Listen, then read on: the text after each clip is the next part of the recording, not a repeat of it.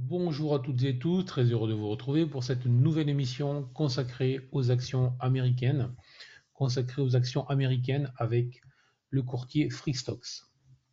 Alors, on va commencer tout de suite. Aujourd'hui, on va avoir une sélection d'actions, 10 actions aujourd'hui sélectionnées par Forbes sur la base de l'importance des dividendes versés ainsi qu'un certain nombre d'autres critères, toujours sur les dividendes, mais concernant plutôt la croissance des bénéfices.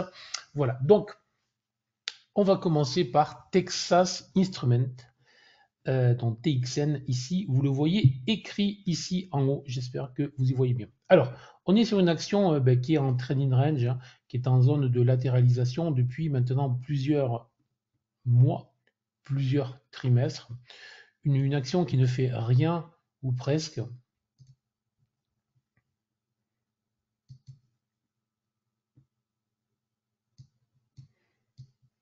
On est sur une action qui est vraiment marquée par cette double zone de résistance et de support, mais qui à court terme est en train de dessiner donc potentiellement une configuration, pratiquement en fait un test pour essayer de s'extraire justement de cette zone-là. Donc en fait, tout simplement, moi je conseille de rester relativement neutre pour le moment, surtout si je regarde les derniers chandeliers, hein, les derniers chandeliers tout particulièrement, pardon, le dernier chandelier est clairement un chandelier baissier, un chandelier qui montre bien la reprise en main des vendeurs contre les acheteurs, mais de manière claire, surveillez, rien à faire pour le moment dans ce range de range, et on pourrait avoir un petit signal d'achat en cas de cassure par le haut de cette zone. On pourrait même avoir des traders plus agressifs qui tenteraient de se présenter à l'achat, non pas sur la cassure de l'horizontale, mais sur la cassure de la trendline, donc de cette zone-là, tout simplement. Donc je conseille de surveiller. Les plus prudents, bien évidemment, attendront que l'on clôture au-delà des 178 $.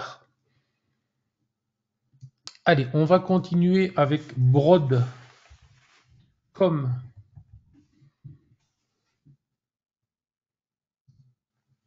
Alors, Broadcom, un parcours bien différent. On est sur une valeur qui vient de passer en 18 mois de 400 à 1500. Donc, on est sur une valeur terriblement haussière. Et on est sur une valeur qui vient de connaître ces dernières journées, ces dernières semaines, deux grosses phases de volatilité, alors qu'on était sur un mouvement ascendant directionnel avec une faible volatilité. On vient de voir la volatilité, l'amplitude des mouvements grandir brutalement.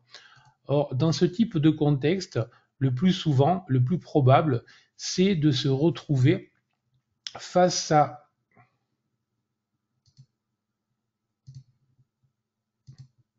des phases de latéralisation plutôt que face à, plutôt que face, plutôt que face à des phases de marché où les marchés se retournent. Donc, le plus probable, on va voir ce qui va se passer. Et pourquoi est-ce que je dis ça? En fait, on a une multiplication en plus de gaps. Et typiquement, c'est ce qu'on appelle des gaps communs, common gap in English. Et les gaps communs sont notamment la caractéristique de marchés de latéralisation, d'hésitation, où ça saute un peu dans tous les sens, sans directionnalité. Autrement dit, peu probable que l'on break, que l'on casse rapidement la zone des 1437 et les 1200 devraient être à l'abri. Donc, un trading range à surveiller pour les prochaines semaines. Pour le moment, pas trop d'ambition à ce stade sur ce titre. Alors, dans un secteur tout à fait différent, et j'oublie un H, Lockheed Martin, évidemment on est dans l'armement et dans l'aviation. Donc là, on l'avait déjà regardé, et là on est sur une configuration que je change un petit peu. Parce que là, on est vraiment sur une configuration qui m'intéresse, qui pourrait être en fait une tasse avec anse, configuration typique de retournement. Alors attention, hein, on est sur une valeur qui sous-performe largement dans un contexte où elle pourrait surperformer, même s'il y a un certain nombre de problèmes, 12 euphémismes, avec l'aviation aux États-Unis. Mais ce qu'il y a de certain, c'est que cette configuration haussière, ben, tout simplement, hein, là c'est vraiment la base. Là, je vais rester très simple. Encore une fois, dans toutes ces analyses, j'essaye d'être simple au possible afin que tout le monde puisse en profiter. Donc, on va surveiller dans les prochaines journées. Il est possible de mettre une alerte sur ce niveau des 467 $. Et tout simplement, en cas de cassure haussière validée en clôture jour, à ce moment-là, on aurait un potentiel report d'amplitude à faire entre le 467 et le 412. Si je compte bien, ça doit faire 55. Donc, et si je compte bien, ça doit amener jusqu'à 522 sauf erreur. Je vous laisse vérifier si mes calculs sont les bons. Donc, un report d'amplitude en direction des 522, 525 en cas de clôture jour validé au-delà des 467. En attendant, l'anticipation n'est pas, je vous remonte la configuration, en attendant, je déconseille l'anticipation car il y a ici un chandelier que je n'aime pas. Et en fait, tant qu'on n'aura pas cassé ce niveau-là autour des 459-460, il y a toujours un risque de voir se dessiner ici plutôt une configuration en biseau plutôt qu'une configuration en accélération. Donc, attendons tranquillement la confirmation de cette accélération au-delà des 467. Et à ce moment-là, il sera temps de voir s'il faut ou pas attaquer cette action à l'achat. Allez, on change totalement, encore une fois, de secteur. On va passer chez Merck. Donc Merck, évidemment, c'est de la pharma. Alors, on est là sur un secteur qui est en train aussi de briller aux États-Unis, beaucoup moins en Europe, beaucoup moins par chez nous. Et par chez nous, je veux dire en fait en France, où c'est encore moins brillant évidemment. Mais là, ce qu'il y a de très intéressant, c'est qu'on est en train d'ouvrir justement cette action avec un gap assez significatif. Et alors là, typiquement, il y aurait un gros coup à jouer. Alors, risqué, hein, puisque pour le moment, j'ignore totalement si ce soir on finira avec un joli chandelier haussier ou si au contraire on réintégrera, il faut que j'arrête de faire des gribouillis, si on réintégrera par exemple en dessinant une étoile filante. Bon. Mais l'avantage est là, ben, c'est que si on agresse le marché là, on peut rentrer à l'achat sur les niveaux actuels autour des 131 en plaçant un stop à 126, donc un risque très réduit. Et là, on a un potentiel très important puisqu'on marque en fait la cassure et donc une dynamique puissante potentielle avec un objectif minimal autour des 142, ce qui donne déjà un risk-reward de 2 au minimum, ce qui est toujours évidemment très intéressant, mais beaucoup plus parce que si l'on reporte l'amplitude de la vague précédente, effectivement, là, ça fait beaucoup plus et ça pourrait ramener le titre sur les 155, 160. Donc là, c'est quand même une hausse plus que significative avec un stop extrêmement court. Bon, là, c'était le mode trader très agressif. Maintenant, on va passer sur un mode investisseur plus calme. J'allais dire plus sérieux, mais non, investisseur plus calme. Et le mode investisseur plus calme, c'est OK, pour le moment j'ai ça, mais je vais attendre la confirmation, je vais exiger bien évidemment que le gap ne se referme pas avant ce soir, je vais exiger un autre élément, que j'ai une clôture supérieure à 130 ce soir, et je vais exiger Un troisième élément, je suis très exigeant lorsque j'investis. Je vais exiger que la clôture soit le plus proche possible du haut de la journée et que le volume en bas soit significatif. Donc, 4 éléments très importants, le gap, le haut, la close par rapport à la taille, par rapport la close dans le positionnement du chandelier et le volume. Donc, ces 4 éléments sont essentiels. Si jamais j'ai ces 4 éléments, effectivement, alors, soit très proche clôture, soit en après-marché, possibilité de rentrer sur ce titre.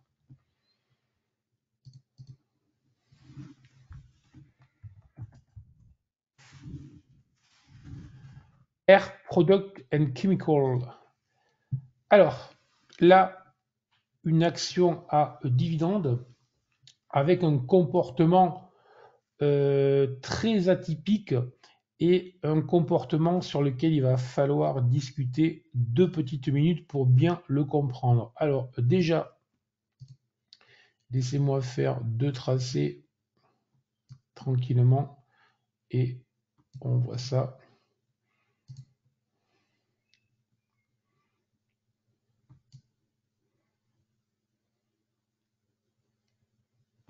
Voilà. Voilà. Voilà. Bon. Déjà, on va remarquer qu'il y a eu un gap assez colossal. Une baisse de plus de 10%. Qu'on est venu chercher les bas touchés en mars 2022 et que depuis, on a rebondi de plus de 30 $, donc près de 15% de hausse par rapport à ces bas.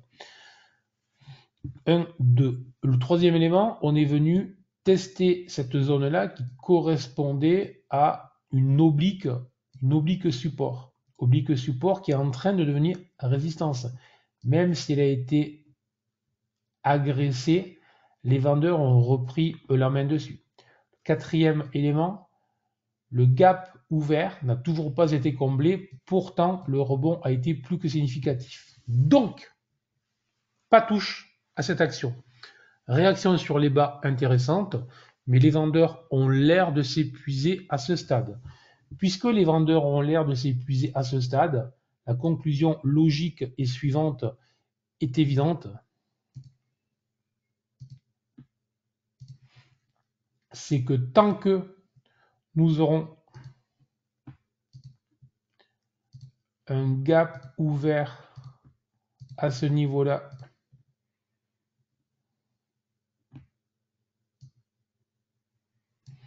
donc tant que le gap n'aura pas été refermé autour des 258, hors de question d'essayer de se positionner à l'achat sur ce titre. Ce serait vraiment se placer sur un mode loto, un mode casino, un mode bien évidemment plus que déconseillé, donc à l'écart de ce titre pour le moment. Au-delà des 258, on en reparlera éventuellement. Maintenant, ADP, Data Processing. Alors, là, c'est une configuration plus qu'intéressante dans un environnement de marché qui est quand même très trendy, très dynamique, très haussier.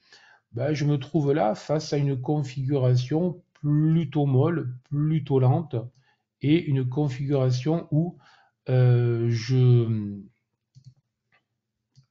contacte au moins à 3 reprises une zone de résistance. Dans ce contact zone résistance, j'ai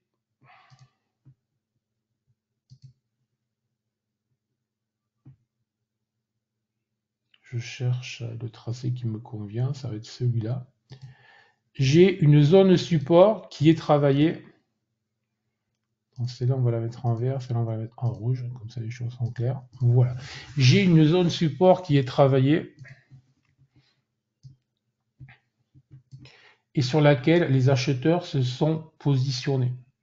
Donc ça, c'est toujours très intéressant de voir des acheteurs qui sont intéressés.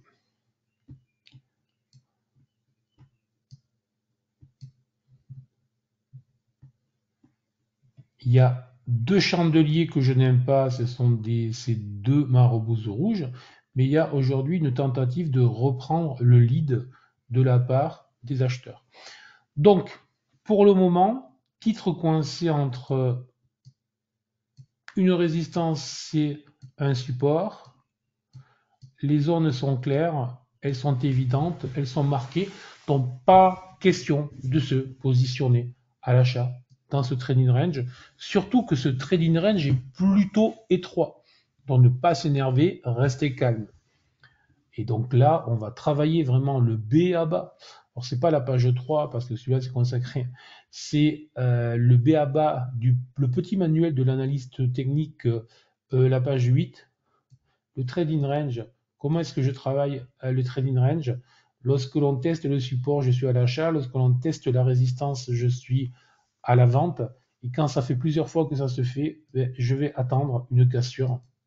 Donc, tout simplement, toujours dans l'idée de plutôt travailler les actions à l'achat, bien évidemment. Surveiller une cassure clôture jour, bien évidemment, de la zone 258 $.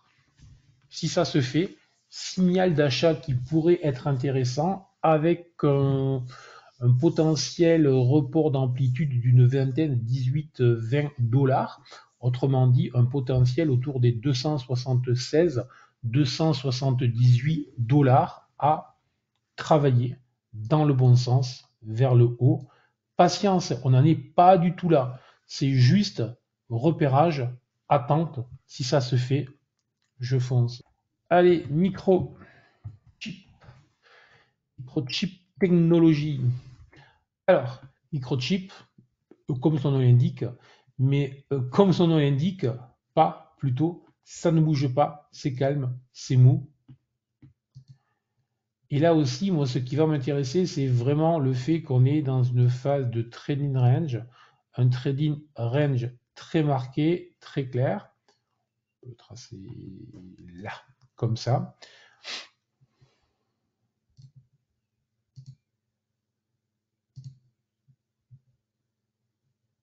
Et au sein de ce trading range, je vais avoir une zone plus étroite, plus courte, qui est travaillée actuellement.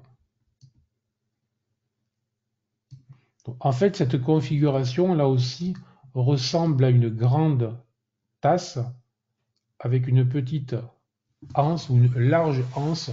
En principe, une anse, ça ne doit pas dépasser de beaucoup 38%, si possible d'ailleurs 24% de retracement de la vague haussière précédente. Là, on a largement dépassé les 50%, mais ça reste dans l'idée. Surtout que là, on est même dans une configuration vraiment de double range. Donc là, c'est très intéressant. Alors, ce qu'il y a aussi de très intéressant, c'est la phase suivante. Il y a eu l'attaque de cette résistance marquée à 2 reprises, et là, une attaque sur la 3e reprise, et depuis, on est sur un canal petit flag descendant. Donc là, c'est vraiment, il faudrait que l'on redéclenche, mais dans les 2 prochaines journées, sinon, franchement, il y aura peu de chances. La probable, c'est que l'on aille vers le bas, et là, plutôt que l'on aille avec un dessin bizarre, que l'on aille retester le large support. Bon. Donc, j'attends que tout s'efface. Voilà. Et là, maintenant, petit flag descendant, petit canal, même un petit pennant. Et l'idée de ce type de configuration, c'est une sortie par le haut préalable à la cassure des 94,50, toujours en clôture jour, mais exceptionnellement, contrairement à tout ce qu'on a vu précédemment, possibilité de rentrer en cas de break. Je vais mieux le dessiner. En cas de break, faire ça proprement. En cas de break de cette zone de contraction. Donc, autrement dit, une clôture au jour au-delà des 89, au-delà des 90 par sécurité. Alors après, il faudra voir le moment. Toujours en clôture au jour, possibilité d'anticiper la cassure. Pourquoi? Parce que ça permettra de placer un stop beaucoup plus court, tout simplement. Là, on n'est plus du tout dans des configurations de latéralisation d'attente, on est vraiment dans une configuration d'un dynamisme puissant, hein. On est sur une action qui passe de 180, 185 à 268, avec une tendance que j'appelle tendance impulsive. Vous pouvez voir tous les détails dans mes bouquins. C'est-à-dire qu'à aucun moment nous avons des replis significatifs. Et là, on a eu un chandelier en accélération. Ici, je pense que ça se voit bien quand je fais ça. Je vais vérifier dans mon écran de contrôle. On va vérifier, a priori c'est bon. Et ce chandelier d'accélération de type climax est suivi par configuration que l'on appelle 3 corbeaux. Alors, ce ne sont pas 3 corbeaux magnifiques parce qu'ils ne sont pas très poussés, mais c'est une configuration potentielle qui pourrait marquer un retournement. Le problème sur ce type de vague très puissante de tendance dynamique, de tendance impulsive, on a beaucoup de faux signaux de retournement. Donc c'est juste une alerte. Pour le moment, on n'est vraiment même pas venu chercher les derniers hauts où on est au-dessus. Donc petite alerte baissière éventuellement. Vu la configuration, la probabilité que ça se retourne violemment, comme beaucoup le croient lorsqu'ils sont à l'achat sur ce type de valeur, est très faible. Donc au mieux, vous êtes en position, vous remontez vos stops. Si vous travaillez avec GTAS, par exemple, si vous avez le BSC Line, qui est le meilleur stop suiveur que je connaisse, vous placez votre stop sur le BSC Line. Si vous n'êtes pas en position, rien à faire, pas d'achat, pas de vente, on attend, on surveille et on verra le comportement des cours. On n'est pas là pour sauter sur toutes les actions qui bougent, sinon on serait très vite fatigué. Allez, on va continuer avec Rockwell.